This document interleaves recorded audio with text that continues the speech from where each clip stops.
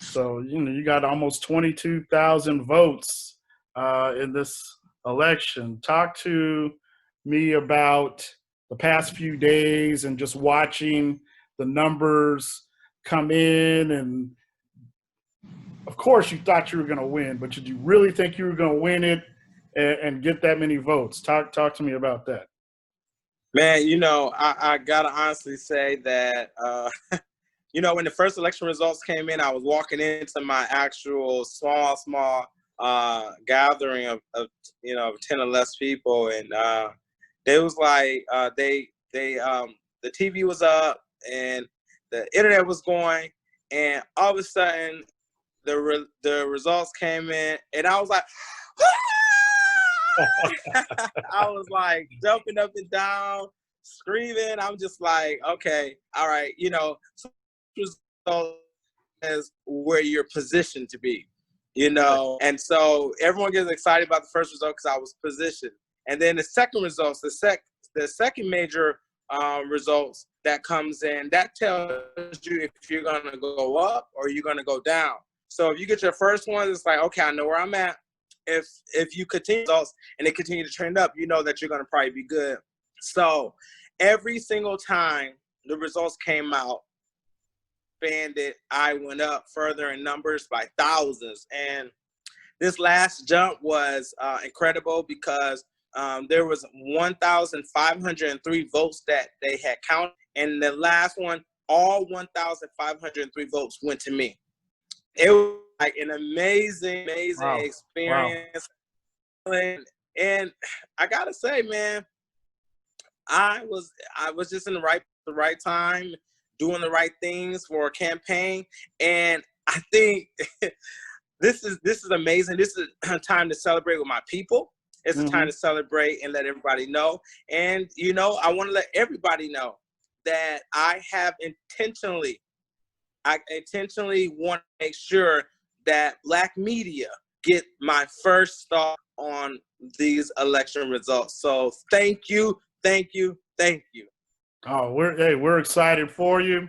We were pulling for you throughout the whole campaign. I remember back in November actually announcing your campaign, and I was just wondering, wow, is he really going to do this? And sure enough, came through. So, yeah. So tell me, you had two big, exciting moments in your life this week. What was more exciting, this campaign win or getting married? Oh man, it was getting married, man. That let me tell you, the better love say of that. my life. With or without the results, I would say that being married was the most important thing. I think being robbed, the worst thing was being robbed of a honeymoon that didn't last no more than 2 days. But that was the worst thing. To come back around and get these results and get married to the love of my life and just, be in a happy moment. And I said, man, this is just going to be like going to be monumental moments for me this year. I'm 40 years old. Right. And so wow. It's coming up. So, got some milestones. So being married, winning this win and being up is exciting. It's also real. One day I was just OD community who wanted to see change. The next morning I'm OD Harris and I'm Councilman-Elect now. It's amazing. It's an amazing experience. Wow, that's great. That's great. And we, we know about the history with city councilmen in Chandler and Coy Payne, Phil Westbrooks, and now you talk to us about that legacy and, if you've had any contact with Phil Westbrooks, and then if you had any contact with Christine Ellis, your fellow African-American council person. Yeah, absolutely. So this is historical, not just for Chandler, but for the state of Arizona as well. This is Coy Payne. He leaves a great legacy, and he did a lot of grassroots work to help get Chandler to where it was, or to where it was then. Then Phil Westbrook, 20 years ago, came on council and had a change, and he had a vision for Chandler, and he wanted to see Chandler arrive and go further. And 20 years later, to be endorsed by Phil Westbrook I think that's to be the only African American ever to sit on council among distinguished people that I will be sitting with. It's such an amazing, surreal. I did talk to Phil Westbrook. He sent me out his congratulatories towards me. He was a big part of the campaign. He was a mentor to me. He actually shared a lot of different things with me along the path. And to be honest with you, and how do you win a district that, that's heavily, that doesn't look like you? And I think that's the struggle that many African Americans will have, when you're running for office in various places in the state of Arizona. How do you win in districts that the majority of you do not look like you? And so I think today we put together a great campaign. We didn't get caught up in what that was. We got caught up in the work. Another historical thing you should know, I raised the least amount of money. Mm-hmm.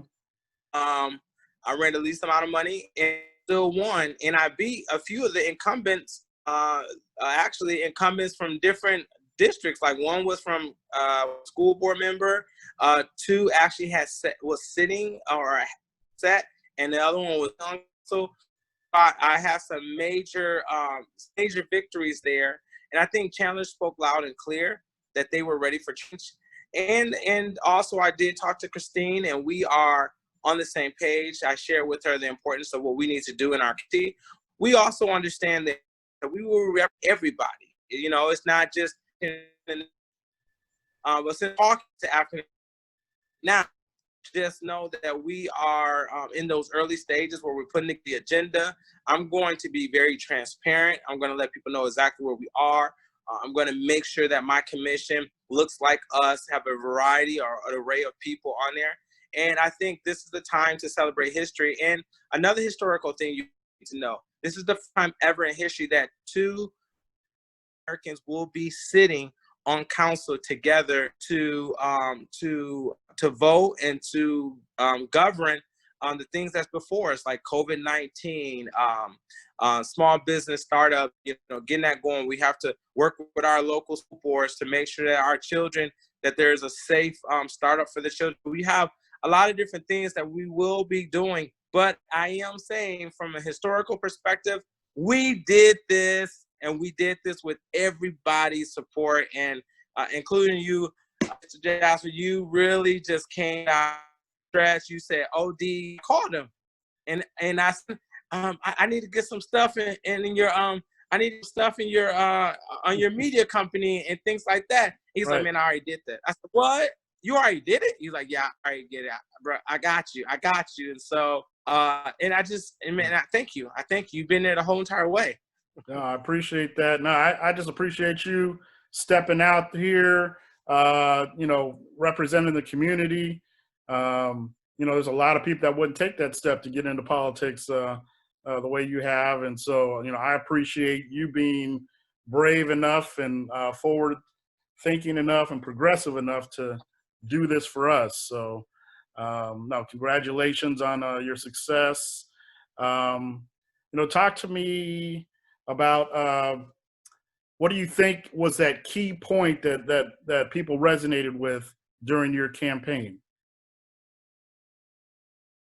Good question, because many of you all know that throughout the campaign, I was dealing with destructions of where people were literally destroying them, stealing them, and I had to file the course life.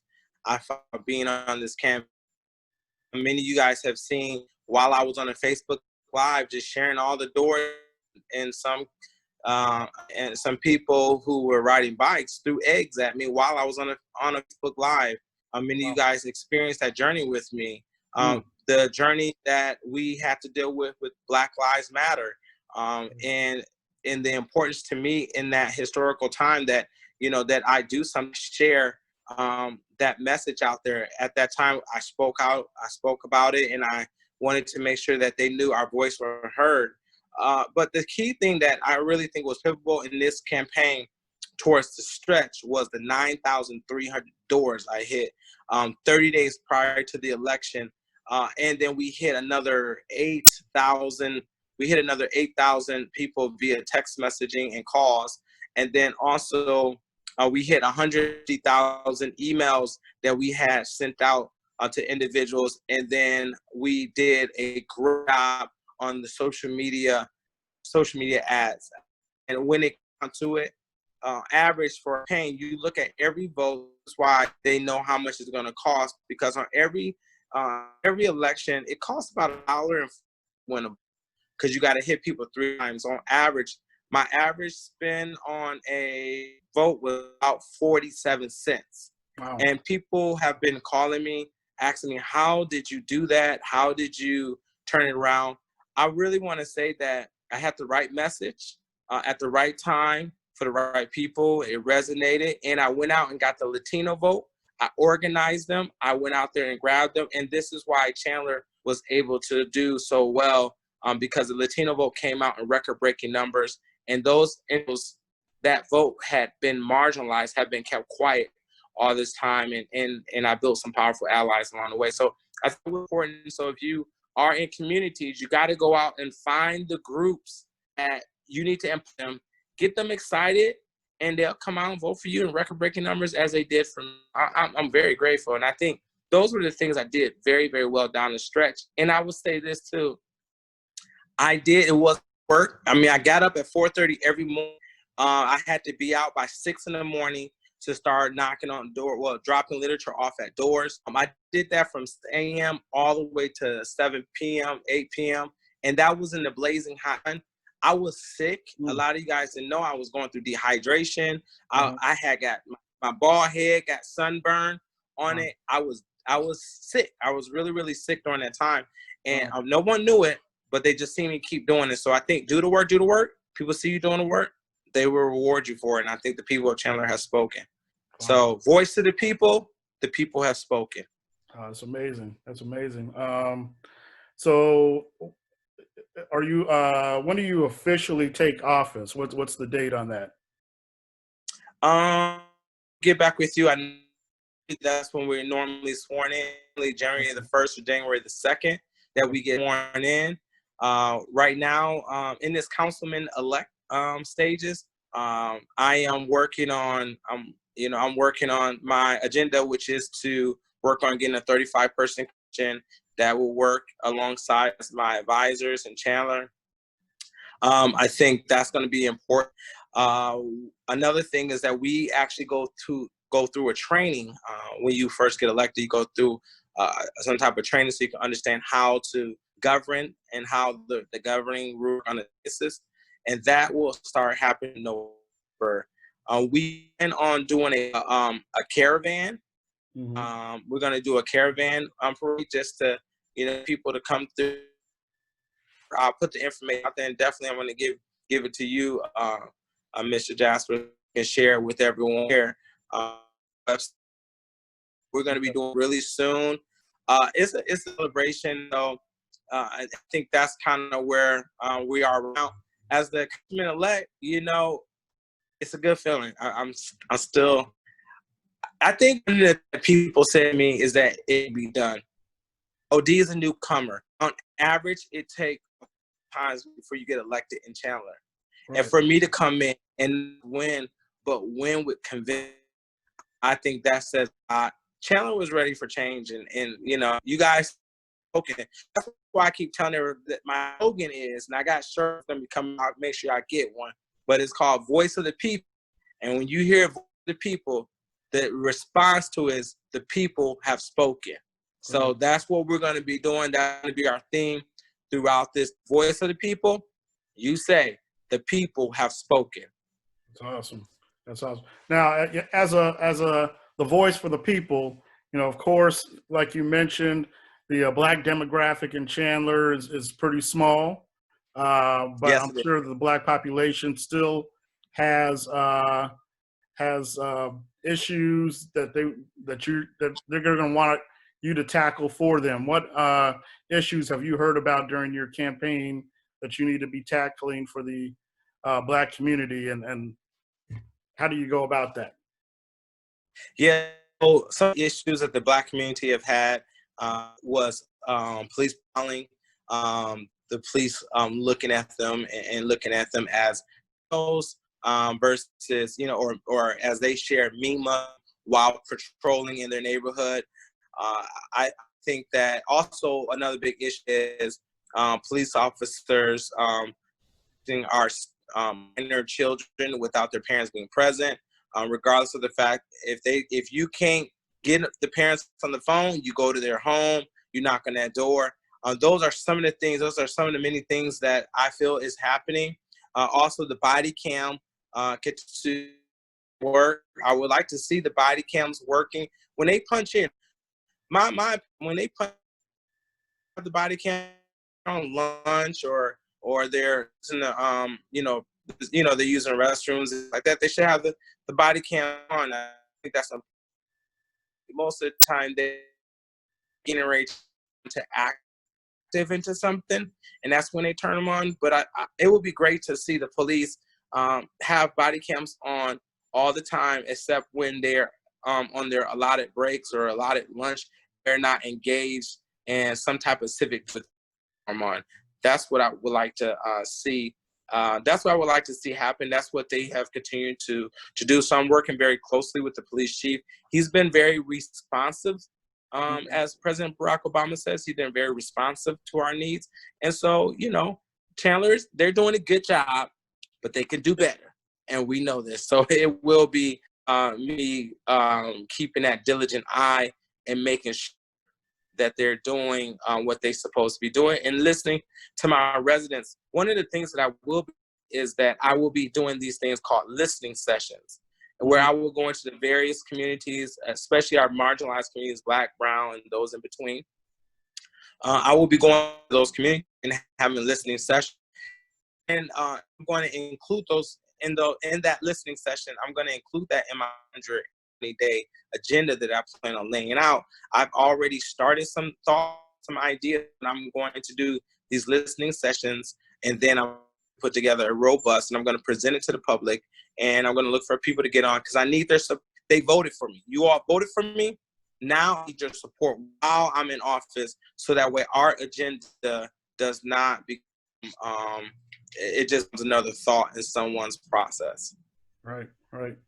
One thing that I try to charge political candidates and elected officials to do is establish a pipeline for Black youth, young Black adults who are interested in politics. Is that something that's on your agenda as well? Is that a short-term plan, long-term, or just something that's kind of developing as you go? Actually, that was part of my plan. That there's two things to do. Because the pipeline to prison is a real thing, we definitely need to have a pipeline to being a councilman or being a council person or being an elected leader. One of the things that I would like to do, and one of the things that I've already started doing, number one, I will be mentoring people who are who wants to sit in my seat. I'm looking for those individuals that want to be mentored. Right now in the first year, obviously, it's going to be challenging for me to mentor anyone that seat because I'll be learning what I need to learn. We'll be looking for individuals that want to be. We'll be doing as the schools get going. I will be working with Dr. Salou to do conversations with students in our to see if they are interested in being a part of politics or being a part of or letting them. When I was younger, no one was coming. The politician wasn't coming to my schools. Trust and believe, and I didn't have the opportunity to really learn that is a thing. I think in the African American community, we glorify sports and entertainment and things surrounded around the arts. We need to look at our politics. We need to look at that. And that is going to be my initiative to add more shine to this area and let people know. And I think that people see me in office now. There's a hope out here for Chandler. I had little kids. Like, I want to take a picture with Mr. Harris because now they know there's hope and there's belief. And this is the voice of the people. Awesome. No, this is incredible. I don't want to take too much more of your time. I know you've been really busy. I know this has been a roller coaster week, but I definitely congratulate you. Definitely congratulate Christine Ellis. I'll be talking to her hopefully within the month. But I thank you for taking on this challenge and succeeding, and look forward to talking with you in the future. Absolutely, and I will be making sure that I get back with. And I just want to make this commitment to the community that I will always have our best interests at heart. I need your support.